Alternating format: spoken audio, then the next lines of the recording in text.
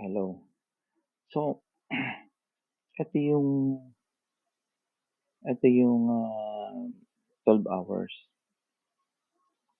Magagamit niyo lahat nung latest na natutunan natin plus ito yung pinaka-quick na pupuwede nating gawin. Anyway, ah, 'pag 'pag moving backwards, short 'yan, right? 'Pag moving forward, ito 'to. Ang moving forward is ito, 'yan. Moving forward 'yan. From here to there, then high na yung susunod. Hindi niya na-break 'to. 'Pag, back naman is ito, right? From here, bumalik, 'yan. Hindi niya na-break yung taas. So, short 'yan, short. Pero anyway, ito yung pinakamabilis na puwede nating gawin. Ito short, ang hinahanap mo dito, short. Bakit? Mag-start ka rito. Wait, hold on, mali. Mag-start ka dito sa taas and then sa baba, 'yan. Ang hinahanap ko lang range, itong 7 saka yung 0.5. So, kung wala pa 'to, kung wala pa 'yan, ang range mo 'yun. So, ang ang triangle pattern mo is from A, B, C, and D, right? Puwede mong hintayin dito, sa linya na 'to, bago ka lumipit sa smaller time frame, right? Bago ka lumipat sa smaller time frame. Let's say, 'yan, umabot na siya rito. So, itong pattern na 'to, ang hinahanap mo naman dito is long. Kasi dito ang hinahanap mo short. Yung C, short yan eh. Di ba? So, kung ang pattern mo naman is long, ito mag-umpisa sa ilalim hanggang dito. So, ang hinahanap naman dito is long. So, kung long ang hinahanap mo, ang entry mo nandito sa C. Nandiyan. Ang entry mo ng bullish. Right? And then, ito ang stop loss mo.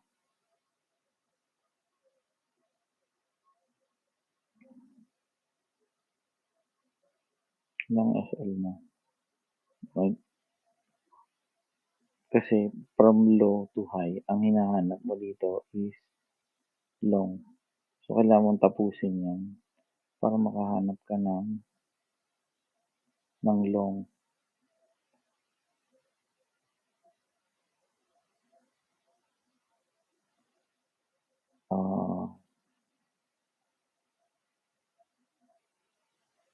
Para makahanap ka ng long.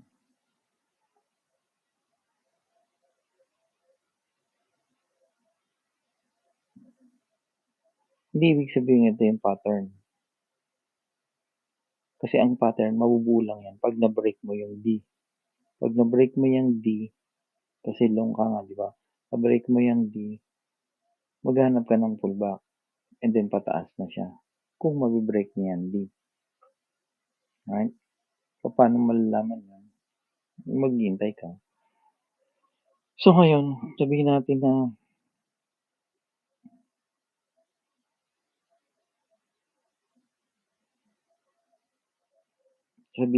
na tinamaan niya na yung C. So, kung tinamaan niya na yung C, ang hinahanap naman nating pattern dito is short. Unless mo break, right? short pattern. So, A, B, C, saka D. So, dito. Basta tinamaan niya yan. Ito ang hinahanap nating entry. Yan. Ng short. Ng bearish. Unless mo break. Pag na-break yan, maghanap kasi ganyan. Kunyari,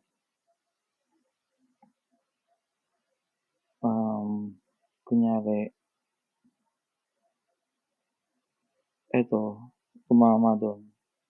Tapos bumagsak dito. And then na-break. Maghanap ka ng entry dito.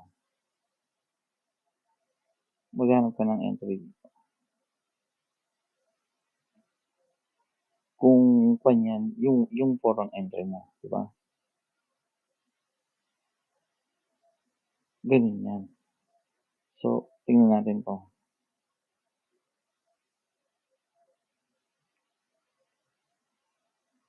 Nakita niya na yung C. Nandito siya sa D. Kung hindi niya ma-break yan, ang hinanap naman natin yan is short na naman uli. Silong natin. Ito, short na naman ulit ito.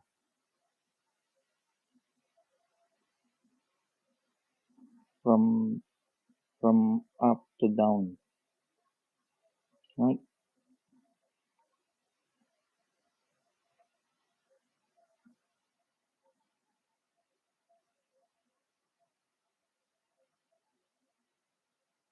So, ang entry mo rito is possible na A,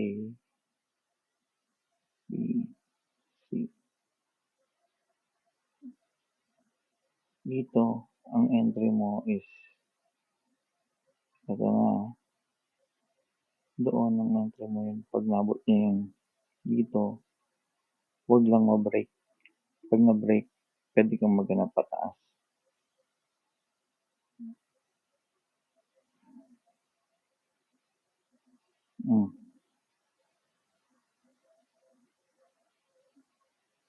Yun.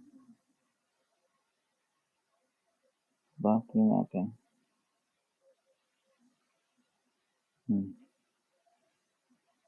So,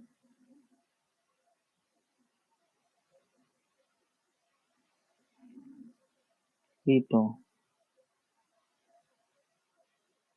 short to, di ba? So, ang hinahanap nating entry dito, itong 7, 6. Para mag-short. Hindi niya pa nga inabot eh. Yan. Somewhere around there. Mag-short. So, ito mo is A, B, and C. Ngayon, nahanap mo na yan. Tingnan mo to. Binrake niya yan, no? Yung 0.25. Ito, oh. Binrake niya yan, no? So, ano mangyayari dyan? Maghanap ka ng entry. Ang entry mo is, di ba ito? Yung 76.25. Ito. Yan ang entry mo. Ng short. Ng bearish. Pero 12 yan, no? So, matagal yan. Alam mo na yung bias mo, matagal yan. Di ba? Yung paggamit ng ABC. So, pang ito, forward, ang hinahanap mo dito, yung B. So, ito, A, B, C, D. Nasira.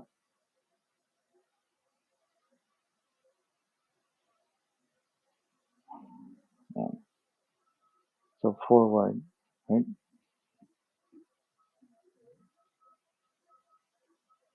So, from here, remove. From here, doon. Ito lang ang target mo. So, ang hinahanap mo dito, long. Kasi, long, forward, right? Backwards, short. So, A, B, C, D. And then, dito ang entry mo ng long. Ito ang entry mo ng long. Dito lang. Diyan. Long. And then, ito lang ang TP mo. 0.25. Leave mo 25. Right? Pero tinamaan niya yung 0.25 and then binrake niya to. Na-break yan. So, maghanap ka ng entry ng short kasi na-break niya yan. So, paghanap ng entry ng short is from here, 0.75, and then ito. Ito, 0.25. Yan ang short. And ito ay nahanapan mo ng bias every time. And then ito ay 12. So, kung lilipat ka sa 45 minutes, ito ang trade mo. Yan ang trade.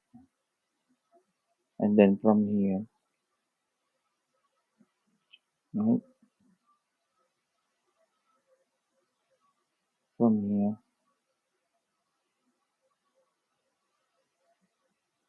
pwede mo to i-blow up. Ito yung alam mo na tong bias mo. Alam mo kung saan ka pupunta. So, ito mo ay resistance. Right? Resistance. So, pag binlow up na yan, you can do the same. Like, ito forward. Ito forward. So, ang hinahanap mo dito is long. Right? Ito. Dito ang hinahanap mo dito is long. Pero alam mo na yan. Kaya lang, kasi ginamit mo yung down up. So, ang hinahanap mo dito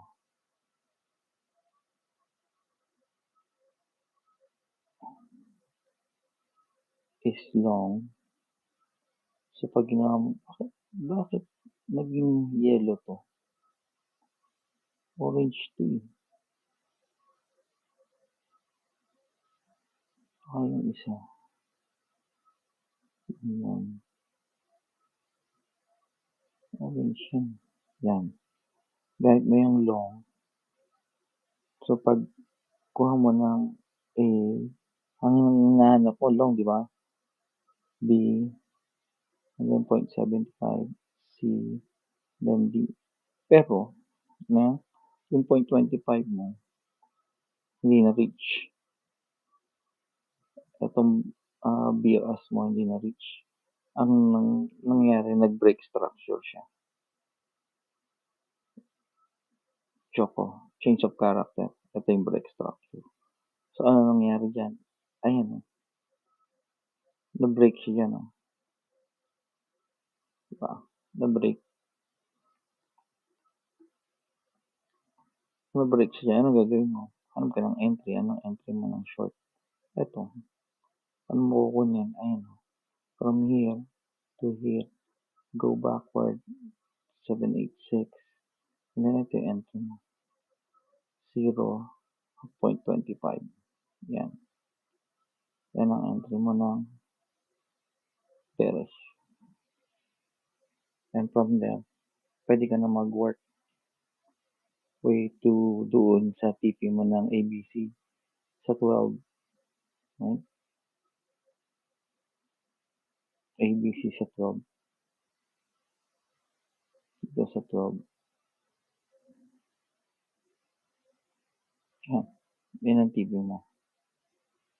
Ayos ba? Ayan. Sana makatulong yan. Okay. 5:21 a.m. 2024, November 6.